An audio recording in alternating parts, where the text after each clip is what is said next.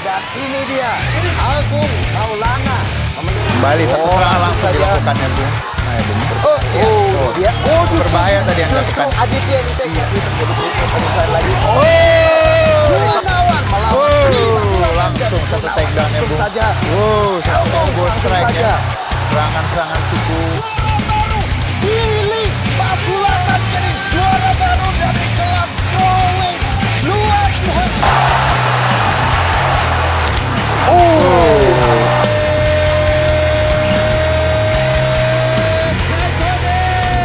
Jadi saya sudah pelajari bagaimana power pukulannya, tapi saya tidak takut dengan pukulan dia. Silakan aja buktikan. Pokoknya tanggal 26 nanti akan kelihatan. Sekarang ini saya dapat kesempatan untuk menjadi champion dan ada orang yang menilai saya kurang baik. Ya silakan, buktikan kalau Anda lebih baik dari saya. Lihat tanggal 26, apa yang bisa Anda lakukan.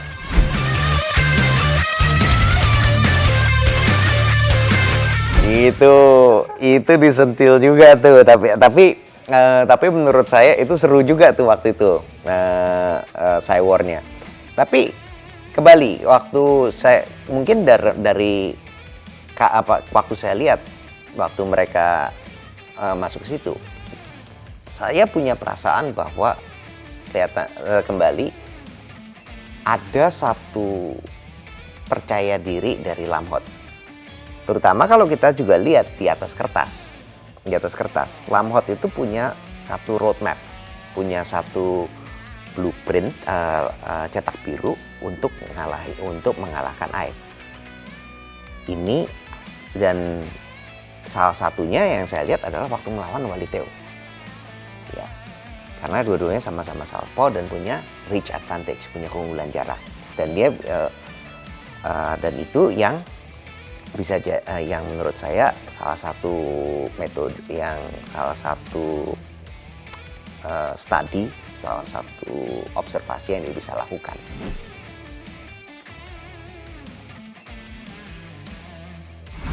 Dia metodenya itu kalau kita lihat dari beberapa fight-nya, dia juga selalu mengejar overhandnya maju atau dengan low kick-nya. Dengan low kick dia bermain dalam dua jarak tersebut. Kalau masuk ke clinch, kemudian dia akan disengage, tapi tentu saja dengan posturnya yang memang relatif pendek, dia kemudian juga melempar melempar pukulan overhandnya. Ya, hook atau overhand biasanya untuk sebagai ya oleh-oleh lah. Sebelum kita berpisah, saya tinggalkan oleh-oleh dulu satu dari atas gitu.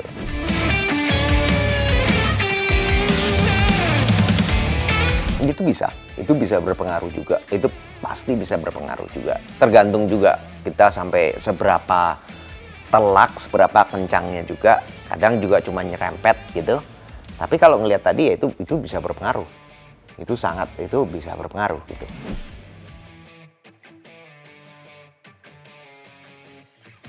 Yang bisa ngelihat dengan dekat itu adalah wasit, siapa yang ada di ring dan yang memberikan, yang ada keputusan terakhirnya kan ada di dokter, karena ini adalah dokter stoppage. Kalau dokter bilang tidak bisa lanjut, maka ya kita harus percaya sama ringside doctor. Tapi kalau dari apa yang saya lihat dari layar, apa yang saya lihat begini. Itu pukulan tidak kena, setuju. Tapi itu ada cut.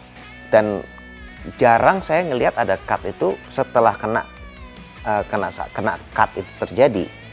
Terus abis itu langsung darahnya ngocor. Itu pasti itu deep. Jadi dari sekilas saya lihat ini memang harusnya diberhentiin. Kalau enggak itu nggak mungkin, itu ngocor segitu secepat itu juga, rasanya sih itu pasti dalam.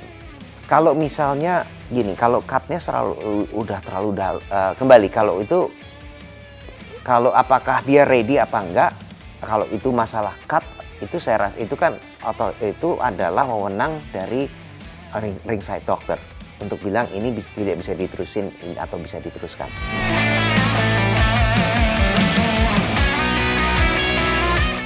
Berkembangnya gini nih, kalau ini yang saya bilang, pertama dia itu yang benar-benar embodiment. Jadi dia yang namanya The Raging Bull.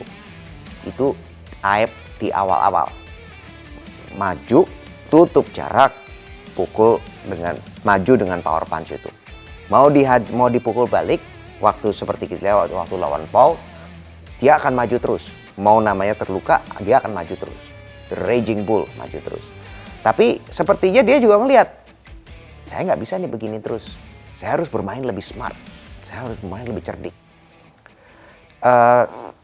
Terutama setelah dia pindah ke Livre Brotherman, dia terlihat tuh majunya itu nggak cuman asal nerjang ke depan aja, tapi kemudian dia mulai semakin lama semakin smart. Dia lebih memilih pukulan-pukulannya. Walaupun ya untuk rush-nya itu yang maju ke depannya, yang meledak ke depan dan muncul dengan power shot itu ada.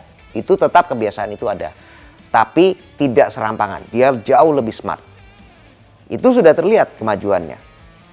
Kemudian yang paling kelihatan majunya adalah dulu dia kalah sama Hafid dibawa ke bawah, dibawa ke bawah, langsung kalah dengan submission.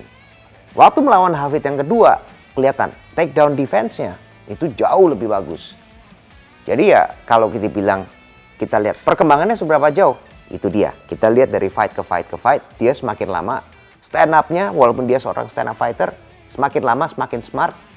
Dari segi teknik, di takedown defense-nya juga semakin bagus. Dan dia juga malahan kemarin, mungkin karena kepepet atau kenapa, dia semakin percaya diri untuk kemudian melakukan takedown.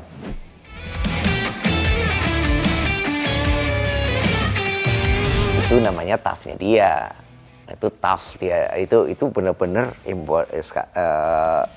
nunjukin kalau namanya dia tuh tough. Bayangin loh, udah baunya copot, masih dia benerin, masih menang lagi. Dan waktu persis habis copot, dia masih mukul juga. Dia nggak langsung berhenti. Orang rata-rata Pakai tangan kirinya juga. dia enggak, tangan yang kirinya yang copot, terus habis itu dia ini dulu. Dia pukul pakai kanannya, lempar beberapa pukulan, uppercut kalau nggak salah waktu itu. Dia masih terus mukul, habis itu dia benerin lagi. On the spot. Itu gimana Bung Bram melihat adegan di tempat? Nah itu namanya tough. Itu namanya kalau namanya tangguh secara fisik, mental. Nah itu dia. Itu bener-bener itu kalau orang nggak punya mentalnya, nggak kuat, nggak bisa itu untuk tetap tenang, tetap ngelawan. Habis itu balikin, itu nggak bisa.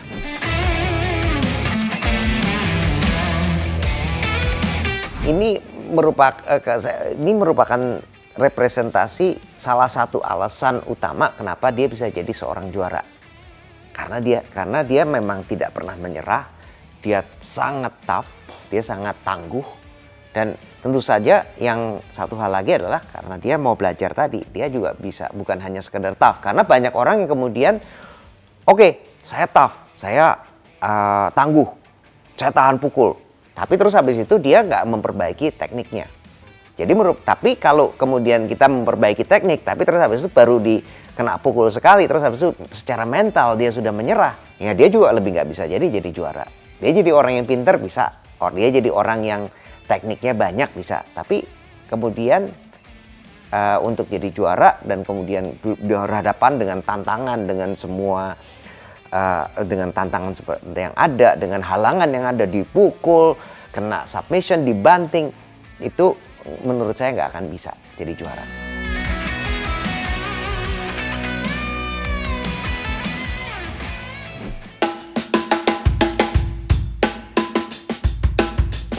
Kaget gitu.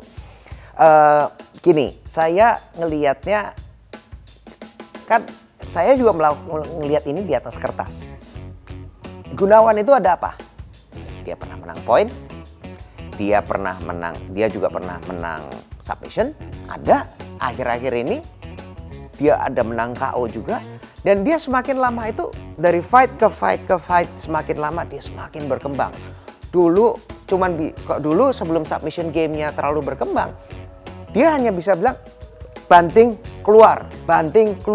Sekarang habis itu mendadak ada submission. Lengkap, berkembang terus. Kalau di atas kertas ya saya bilang ini kemungkinan menangnya lebih besar. Billy juga walaupun dengan dengan track recordnya, kita juga lihat apakah dia juga sepertinya belum bisa menunjukkan fight yang finishing ataupun dengan kompleksitas sebanyak Gunawan. Oke, itu kita berangkat dari situ. Tapi pas fight, fight yang dulu itu akan kita bisa membuat prediksi dari situ. Tapi kondisi persiapannya dan kondisi mentalnya, apakah dia lapar, apakah dia tidak, apakah seorang fighter masih lapar atau tidak, itu kan sesuatu yang kita akan sulit nilai. Dan apa yang saya bilang, pendapat saya mulai berpindah dari Gunawan ke Billy itu adalah pada saat nimbang, dan terutama kelihatan pada saat di perkenalan, pada saat keduanya berhadapan. Gunawan sepertinya tidak semakin terlihat keduanya tidak Gunawan itu sepertinya persiapannya tidak maksimal. Dalam kondisi yang terbatas ini, Billy sepertinya lebih bisa mengoptimalkan kondisi yang ada untuk persiapan.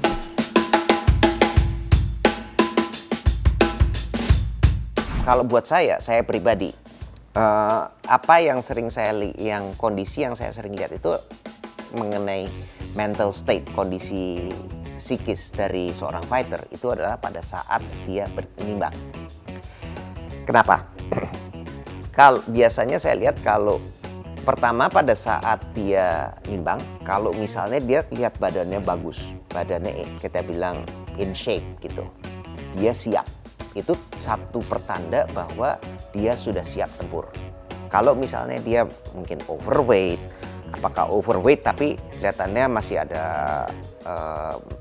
melebar lah, ada sisa, ada perutnya ada sedikit lipat gitu. Nah itu biasanya kalau biasanya siap, biasanya nggak ada, terus ada, itu biasanya persiapannya nggak optimal juga.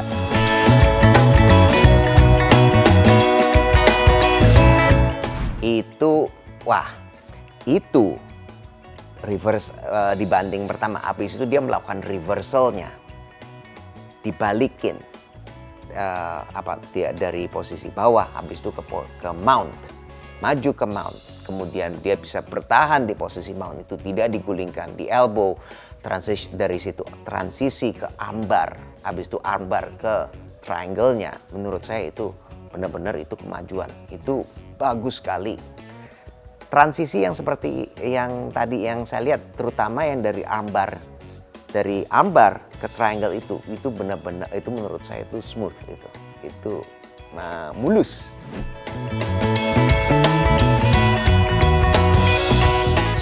Nah ini dia benar-benar kayak Cinderella story kan ini underdog story. Dia benar-benar true underdog story. Coba, oke, fine, dia sudah menangkan 3 kali berturut-turut sebelumnya. Habis itu kalah sama Brando di contender fight. Semua orang pada bilang, Brando aja kalah lawan Gunawan. Masa Billy bisa menang sih? Semua orang banyak menurut saya yang ragu. Dan jujur, saya juga salah satu orang yang meragukan itu. Masa sih bisa?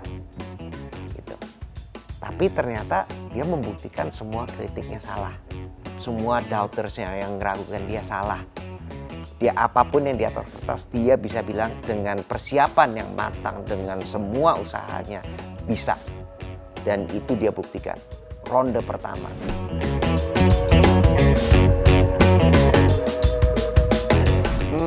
Sepertinya kalau yang saya lihat adalah bahwa dia kalau kita lihat sekilas ya tadi, pada saat dia di reverse, pada saat dia di reverse, dia juga seperti dia bisa sampai jatuh ke mount. Nah, saya juga tidak lihat kenapa dia bisa sampai segampang itu di reverse. Tanpa melihat secara detail frame by frame itu saya juga nggak ngeliat. Tapi kalau dia bisa di reverse, dia tidak bisa keluar dari situ. Dan menurut saya itu yang sedikit tidak biasa dari Gunawan.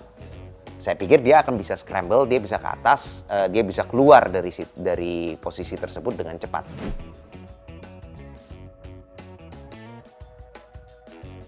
Kalau di atas kertas Gunawan yang menang. Saya juga dalam benak saya juga mungkin saya berpikir, masa sih? Coba nih, bayangin ini kalau di atas kertas. Gunawan itu adalah orang yang pemegang win streak terpanjang. Dia di One Pride yang pernah bisa 10 kali menang berturut-turut itu hanyalah Gunawan. Dan dia bisa memegang di antara petarung yang aktif, yang masih aktif, itu dia yang sekarang ini memegang beltnya itu, memegang title reign-nya itu lebih dari 1000 hari. Dan saya kalau melihat dominasinya 10 kali menang, lebih dari 1000 hari, dan kemarin sudah ada international fight, dan itu saya pikir apa yang tidak membuat seseorang itu akan condong untuk memilih untuk mendukung Gunawan.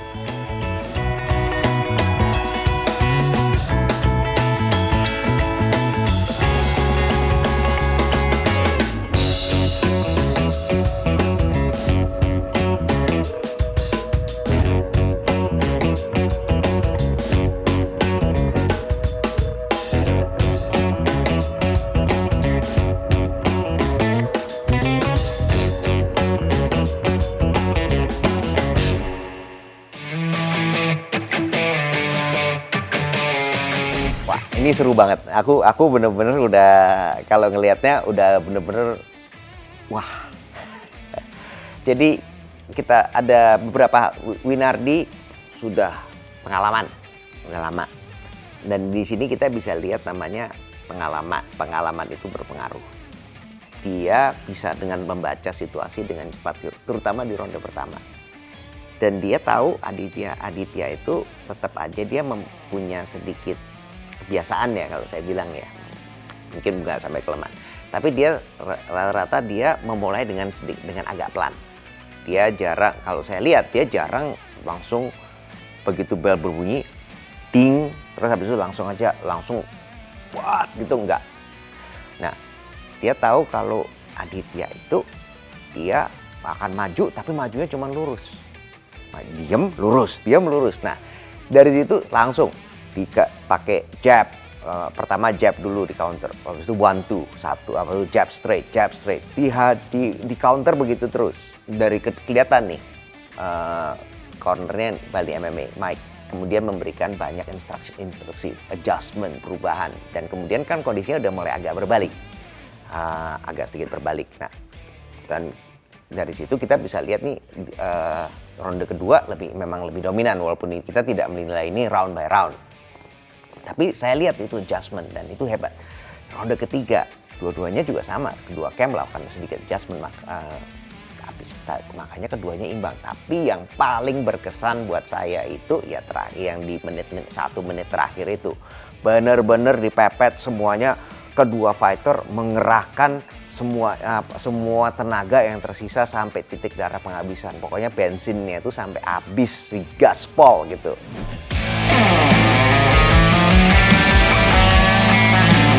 Menurut saya ya memang ini secara teknikal dua-duanya juga udah lengkap. Yang kembali, tapi yang menurut saya membedakan adalah pengalaman tadi, jam terbang.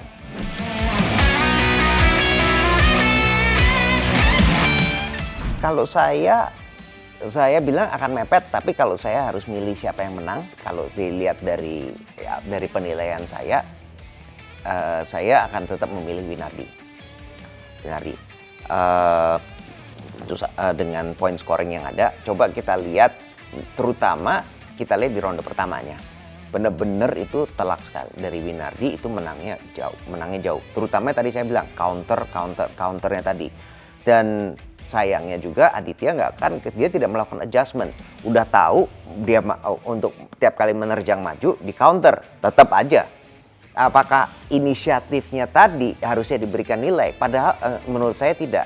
Kenapa? Karena tidak ada damage, tidak ada pukulan yang didaratkan dari Aditya. Ataupun kalau nggak telak atau sedikit.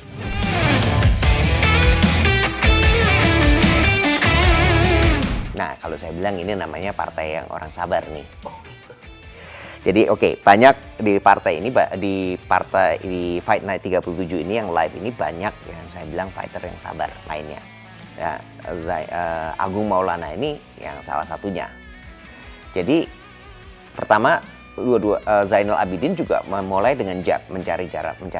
Dia jabnya sudah connect, sudah ketemu jaraknya, temponya sudah ketemu. Tapi dia sayangnya Zainal itu tidak step up, dia nggak ngegas gitu kalau kita bilang, jab aja terus sama. Nah karena dia karena dia tidak berubah gitu aja, lama-lama Agung ketemu juga jaraknya dan dia kembali juga dengan pukulan yang lebih kuat. Lama-lama menit kedua, menit ketiga berjalan, lama-lama pukulannya connect, tendangannya makin lama makin banyak, semakin lama semakin telak. Sampai akhirnya waktu ronde kedua saya sudah pede, saya sudah ketemu jaraknya, langsung dibawa ke bawah.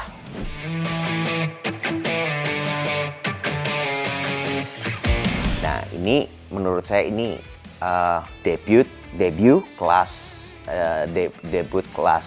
lightweight yang bagus. Dia sudah dari dulu memang dia juga sepertinya sebagai seorang lightweight, sebagai seorang welterweight, dia juga nggak benar-benar gede amat. Dia tidak sepertinya ada suatu disadvantage atau kekurangan dari sisi ukuran. Nah kali ini memang sekarang dalam di lightweight ini sepertinya dia juga lebih bisa menggunakan size-nya dia, ukurannya dia untuk dalam bermain. Nah jadi kita lihat nih, tapi lightweight itu ingat loh, lightweight ini persaingannya ketat nih. Performance-nya bagus, tapi ketatnya saya nggak tahu. Ini sangat ketat. Jadi kita lihat dulu dia bisa maju seberapa jauh nih. So far so good.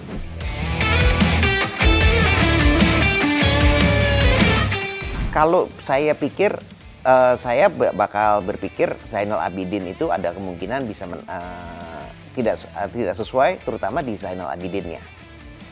Karena saya pikir Zainal Abidin, apalagi ngelihat performanya dengan melawan Alphonse, saya pikir dia bisa bermain lebih lepas lagi gitu. Tapi ya dia bisa lebih lepas. Apakah dia bisa bermain apakah dengan menggunakan strikingnya juga tetap aja dia bisa menggunakan strikingnya untuk kemudian apakah mengumpulkan poin, apakah kemudian apakah dia bisa ataukah dia bermain lebih agresif. Tapi sebetulnya bisa sebetulnya.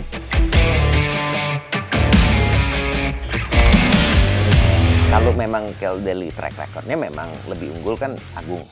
Agung memang sebetulnya lebih unggul dari sisi ground fight dan memang dia senjatanya lebih banyak.